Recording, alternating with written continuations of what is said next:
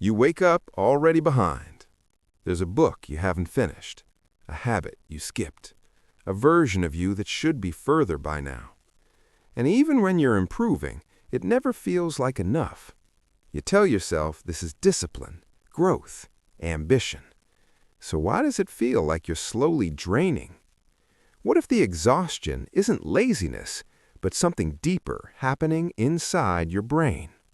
Step 2, problem deep dive. You started with good intentions. You wanted to be better, smarter, stronger, more disciplined. At first, it felt empowering. You tracked habits, woke up earlier, consumed podcasts at 2x speed. But somewhere along the way, improvement stopped feeling inspiring and started feeling compulsory. Now rest feels guilty, stillness feels unproductive, even joy gets evaluated. You don't watch a movie, you analyze whether it's valuable. You don't relax, you optimize.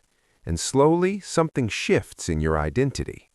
You stop being a person who grows, you become a person who must constantly justify their existence through growth. That subtle shift is important, because when self-improvement attaches itself to self-worth, every unfinished task becomes a verdict. This isn't just ambition, it's conditional self-esteem. In psychology, this pattern is linked to contingent self-worth, where your value becomes dependent on achievement, productivity, or external validation. When that happens, your brain stops seeing growth as exploration. It starts seeing it as survival. And survival is exhausting. But here's the part most people don't realize. Your brain didn't design this pattern to hurt you. It built it to protect you. From what? We'll get there. Step 3, reframe. You are not broken. You are adapted. At some point in your life, achievement became safety. Maybe praise followed performance. Maybe love felt stronger when you excelled. Maybe mistakes felt dangerous. Your nervous system learned something simple. If I improve, I'm safe. If I stagnate, I'm at risk. This is not a conscious belief, it's conditioning. Behavioral psychology calls this reinforcement learning. When effort leads to approval or relief from criticism, dopamine strengthens that pathway. Your brain encodes it as a rule. Improve, receive reward. Stop improving, lose safety. So now you chase improvement not because you're inspired, but because your nervous system thinks it's protecting you. The exhaustion isn't weakness, it's a system running too hard for too long. And to understand why it feels so draining, we need to look at what's happening neurologically. Step 4, psychological mechanism. Imagine your brain has two major systems involved here, the threat system and the reward system. The threat system, largely involving the amygdala, scans for danger. The reward system, heavily influenced by dopamine circuits in the striatum, motivates pursuit. In healthy growth, the reward system drives behavior. You improve because it feels meaningful. But when self-worth becomes conditional, the threat system hijacks the process. Now, improvement isn't about curiosity, it's about avoiding the feeling of being not enough. Here's a simple mental model. Growth can be powered by light or powered by fire. Light equals intrinsic motivation. Fire equals fear of inadequacy. Both create movement, but fire consumes fuel fast. When your amygdala interprets stagnation as threat, it increases stress hormones like cortisol.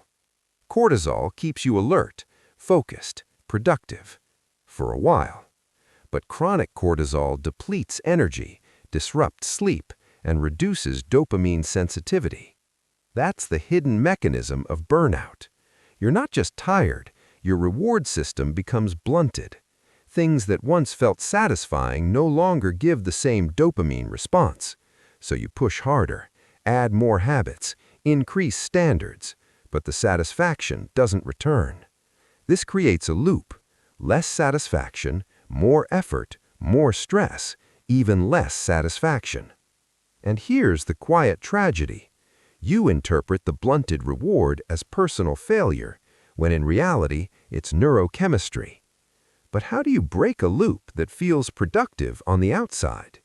This is when most advice fails, because it tells you to slow down. But if your brain equates slowing down with danger, that won't work. You need something more precise. Step 5. Practical framework. Not motivation, recalibration. Here are 4 principles grounded in psychology. 1. Separate worth from output. What to do? At the end of each day, write down 3 qualities about yourself that are not achievement-based. Kindness, persistence, curiosity. Why it works? This shifts self-evaluation from performance-based schemas to identity-based schemas. Cognitive restructuring reduces conditional self-worth by activating different neural associations. You're teaching your prefrontal cortex to categorize value differently. Example, instead of "I'm proud because I finished everything," you write, "I handled frustration calmly." The brain slowly decouples worth from output. 2. Schedule unproductive time on purpose. What to do? Block 30 to 60 minutes weekly for activity with 0 improvement value. No tracking, no measuring, no optimizing. Why it works? Exposure therapy principles apply here. You're exposing your nervous system to non-productivity without catastrophe. Repeated safe exposure reduces amygdala activation over time.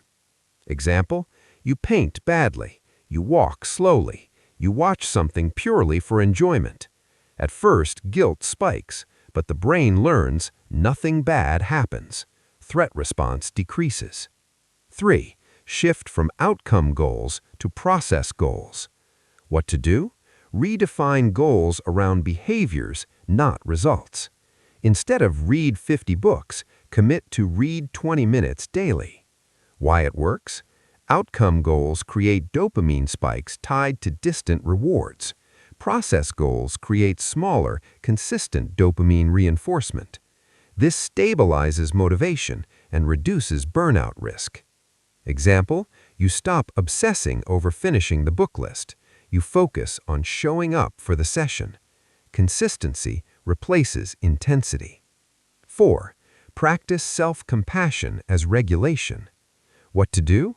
When you fail or fall behind, respond verbally in second person. You're overwhelmed right now. That makes sense. Why it works? Research shows self-compassion reduces cortisol and increases oxytocin.